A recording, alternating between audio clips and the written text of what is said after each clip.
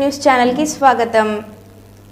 జమ్మూ కాశ్మీర్లో జరిగిన ఉగ్రదాడికి వ్యతిరేకంగా బాన్సువాడ భారత జనతా పార్టీ అంబేద్కర్ చౌరస్తాలో బుధవారం క్యాండిల్ ర్యాలీ నిర్వహించారు। ఉగ్రముఖ అకారణంగా 27 మందిని పొట్టన పెట్టుకున్న వారిని కఠినంగా శిక్షించాలని అన్నారు। హిందువులపై దాడులను ఖండించారు।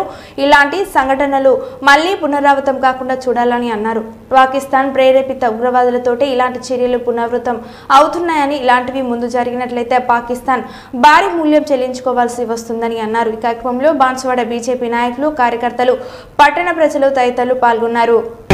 బాన్సువాడ నుంచి హెచ్చరిస్తున్నాము, ఏ రకంగా ప్యాంట్లు ఇప్పి చూసి మరీ కాల్చిర్రో ఆ రకంగానే కట్ చేసుకోవడానికి భయపడే విధంగా ఉంటది అని చెప్పేసి హెచ్చరిస్తున్నాము। అదేవిధంగా ఈరోజు వాళ్ళను మట్టి పెట్టే వరకు భారతీయులు ఎవరు నిద్రపోరని చెప్పేసి హెచ్చరిస్తా ఉన్నాము।